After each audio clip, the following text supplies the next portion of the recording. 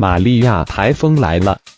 气象局预计最快明晚发布海警，台风登陆后恐发生大雨及10级强风。图片来源：维基百科。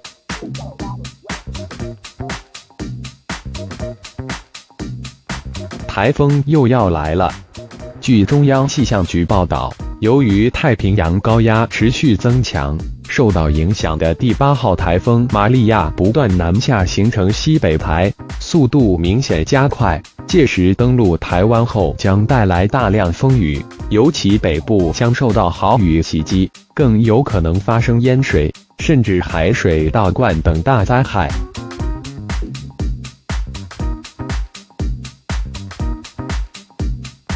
图源：维基百科。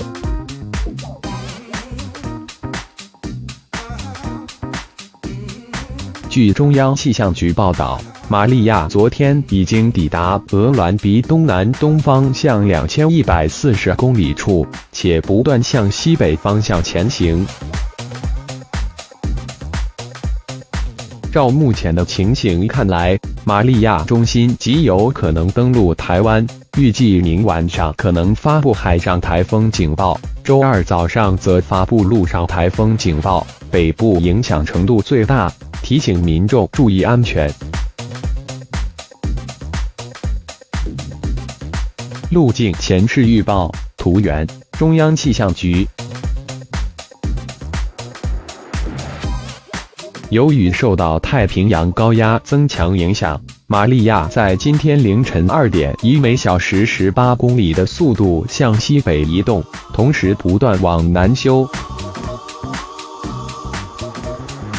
气象局表示，玛利亚出现双眼强结构，7级暴风半径达200公里，最强平均风力可达16级。而近中心处最大风速可达每小时51公尺，瞬间最大阵风竟然有每秒63公尺。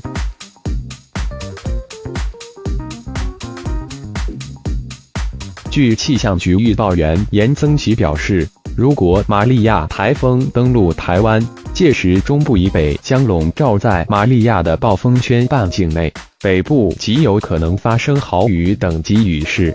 3小时降下超过100毫米的雨量，中南部则是大雨情势，算下来平均风力接近16级临界点，随时可突破至17级，全台都需要戒备。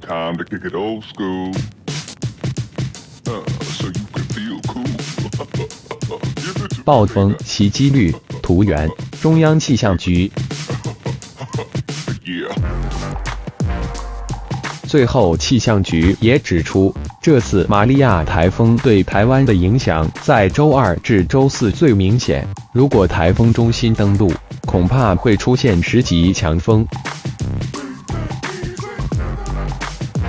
周2预计北部会下雨，极度风势往南那移动，造成周3时全台都有雨，尤其北部雨势较为剧烈，提醒民众小心注意安全，并尽早准备防范工作。